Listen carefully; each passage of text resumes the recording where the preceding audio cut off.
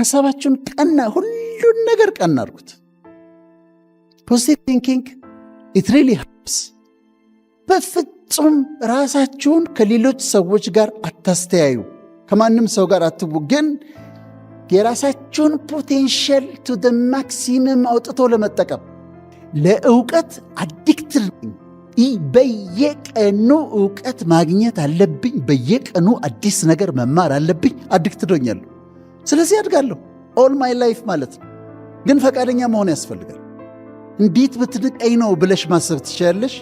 ግን ደግሞ ደክሟት ይሆናል፣ አሟት ይሆናል፣ ባሏ እናዷት ይሆናል ብለሽ በሕይወታችሁ ግን ሚዝርብል ላለመሆን ከፈለጋችሁ ከማንም ሰው ጋር ራሳችሁን አታወዳድሩ። ከራሳችሁ ጋር ተወዳደሩ። ምን መስራት እችል ነበር? ምን ያህል ሰራው? ምን ያህል ማንበብ እችል ነበር? ምን ያህል አነበብኩ ብላችሁ ከራሳችሁ ጋር ተወዳደሩ። እኔ ጓደኞች አሉኝ እና አሁን አንደኛው ወዳጄ ዱባይ 20 ሚሊዮን ብር ቤት ገዛ። ጉድ እኮ ነው። ከዛ መጣና እኔ ሰፈር ደግሞ በድቤ ታናሼ ነው። እኔ ሰፈር 30 ሚሊዮን ብር ቤት ደግሞ ገዛ። አዲስ አበባ ደግሞ ያስፈልገኛል ብሎ እኔ ብኖረው ደግሞ አፓርትመንት ተከራይቼ ነው። አሁን ራሴን ከሰዎች ጋር ኮምፒት ካደረግኩኝ እንዴት ምን አይነት ትካዜ ውስጥ እንደምገባ አስቡት። ያወራልኛል እሱ ዱባይ ሄጄ 20 ሚሊዮን ብር ቤት ገዝቼ እዚህ መጣሁና 30 ሚሊዮን ብር ቤት ገዛው፣ እዛ ደግሞ እንዲህ አደረግኩ።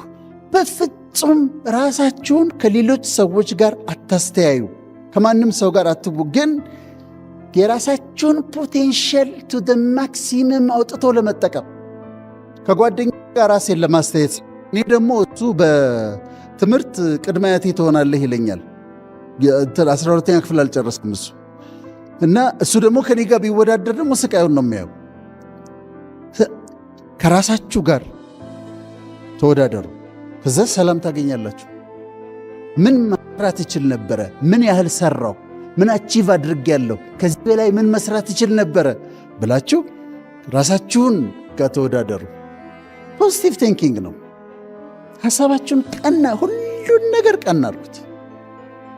ፖዚቲቭ ቲንኪንግ ኢት ሪሊ ሄልፕስ። ጓደኛዬ ጋር ደወልኩለት፣ ከዛ አያነሳም። አየው ጥጋቡን፣ ስልኬን አያነሳም ብዬ ማሰብ እችላለሁ። አንድ ግን አማራጭ አለኝ። አላየውም ወይ የነዳ ይሆናል ብዬ ደግሞ ማሰብ እችላለሁ። በር ላይ ስታገኛት ሰላም አላለችሽም፣ እንዴት ብትንቀኝ ነው ብለሽ ማሰብ ትችላለሽ።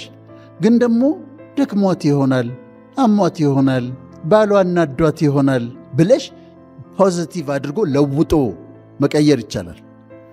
መስሪያ ቤት ውስጥ ፖዚቲቭ ቲንከርስ ካሉና ሁሉን አቅንታችሁ የምትመለከቱት ከሆነ በጣም ሰላማዊ ህይወት ትኖራላችሁ። የፖዚቲቭ ቲንኪንግ አባት ኖርማን ቪንሰንት ፐርል ይባላሉ። ኖርማን ቪንሰንት ፐርል 5 ፕሬዚደንቶች መስክረውላቸዋል። ለአሜሪካን ከዲፕሬሽን ከትልቁ ዲፕሬሽን ለመውጣት ምክንያት ከሆኑ ሰዎች፣ ዋነኛ ከሆኑ ሰዎች አንዱ ኖርማን ቪንሰንት ፐርል።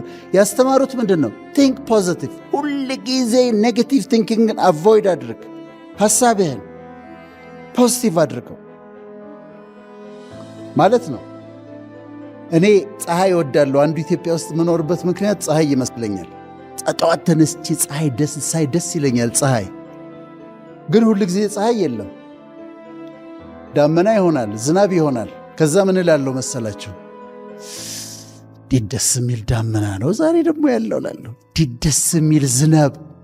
ምክንያቱም ማይንዴ ውስጥ ነው ያለው። ከቃኘሁትና ፖዚቲቭ ካረኩት ደስተኛ ሆኜ ነው የምውለው። ስለ አንተ ያለኝን አመለካከት አስቀድሜ ጥሩ ሰው ነው፣ መልካም ሰው ነው፣ ደስ የሚል ሰው ነው ብዬ ካሰብኩኝ ደስ የሚል ሰው ነው የምትሆንልኝ፣ ጥሩ ነው የምትሆንልኝ። ስለዚህ ፖዚቲቭ ለመሆን እናስብ። ዊሊንግነስ ቱ ለርን፣ ለመማር ፈቃደኛ መሆን። ኢትዮጵያ ውስጥ ከኖሩ ታላላቅ ሰዎች መካከል አንዱ ጳውሎስ ኞኞ ነው። ጳውሎስ ኞኞ ነው።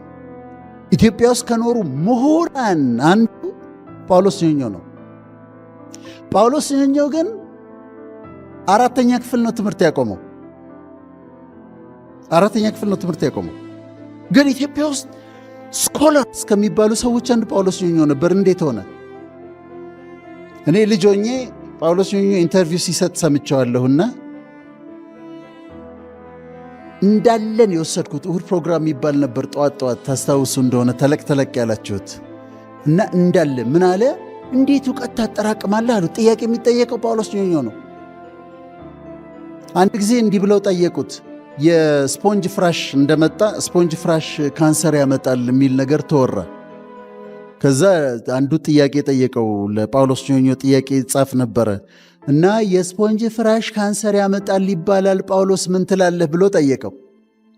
ወንድም ይሄን የሚያሰሩት የጥጥ ፍራሽ ነጋዴዎች ናቸው አለ። ጥጥ ፍራሽ ነጋዴዎች ናቸው ይሄን የሚያሰሩት አለ። ጥያቄ ጠየቅ ነበረ። he was a scholar። እንደዚህ አለ፣ አነባለሁ፣ ሁል ጊዜ አነባለሁ፣ ማታ ስተኛ መጽሐፍ ሳሊዝ እንቅልፍ አይወስደኝም አለ። እኔ 5ኛ ክፍል ነበርኩ የዛ ጊዜ። ከዛ ቀን ጀምሮ ስተኛ መጽሐፍ ይዤ ነው የምተኛው። እስከዚች ቀን ድረስ መጽሐፍ ካልያዝኩኝ እንቅልፍ አይወስደኝም በፍጹም። መጽሐፍ ይዤ እያነበብኩ ሲያዳፋኝ ከዛ ነው አስቀምጬ አጥፍቼ የምተኛው። እሱ ኮረጅኩ። ሌላ ምን አለ እጠይቃለሁ። ሬስቶራንት ገብቼ የማላውቀው ምግብ ካለ እንዴት ይህንን አያውቅም ብላ ትታዘበኛለች ብዬ አላስብም። አስተናጋጇን እጠራና ይሄ ምንድን ነው እየጠይቃለኋል። አንድ ባለሙያ ጋር እያወራሁ የማላውቀው ቃል ከተናገረ ምን ማለት ነው ይሄኛው ብዬ ጠይቃለኋል። አውሮፕላን ውስጥ ገብቼ ምግቡ እንዴት እንደሚከፈት ካላወቅኩ ሆስተሷን እጠራትና ይሄ እንዴት ነው የሚከፈተው እላታለኋል። ስለዚህ ሰውየው 4ኛ ክፍሉ ተማሪ ስኮላር ሆነና ቁጭ አለ። አዳምጡ። እኔ ሙቪ ከማይ ዶክመንተሪ ማየት መርጣለሁ። ዶክመንተሪዎች አያለሁ፣ መጽሐፍ አነባለሁ። ለእውቀት አዲክትድ ነኝ። በየቀኑ እውቀት ማግኘት አለብኝ። በየቀኑ አዲስ ነገር መማር አለብኝ። አዲክትድ ሆኛለሁ። ስለዚህ አድጋለሁ ኦል ማይ ላይፍ ማለት ነው። ግን ፈቃደኛ መሆን ያስፈልጋል። አንዳንድ ሰዎች ታገኙና ሐኪም ያልሆነ ሰው አግኝታችሁ ስለ ሕክምና ተነስቶ ስናወራ ስለ ሕክምና ያወራልኛል ለኔ፣ ወይ ሳይኮሎጂ ያወራልኛል። እኔ የሕግ ሰው አገኘሁኝ ጥያቄ አደርቃችኋለሁ፣ ልባችሁ እስኪወልቅ ነው ጥያቄ የምጠይቃችሁ። ይሄ ግን እንዴት ነው ብዬ እላለሁ። ይሄኛውስ እንዴት ነው ብዬ እላለሁ። አሁን ባንከሮች አይደላችሁ እናንተ? ባገኝ ግን ሲስተሙ እንዴት ነው የሚሰራው? እንዲህ ጥያቄ እየጠየቁ ከአንተ ኤክስፕሎይት አደርግሃለሁ። ለምን ያችን አጋጣሚ 15 ደቂቃ 20 ደቂቃ ካንተ ማግኘት ያለብኝን እውቀት በሙሉ ጠራርጌ ወስዳለሁ። ብልጥነት ነው። ስለዚህ ለመማር ፈቃደኛ መሆን ያስፈልጋቸዋል።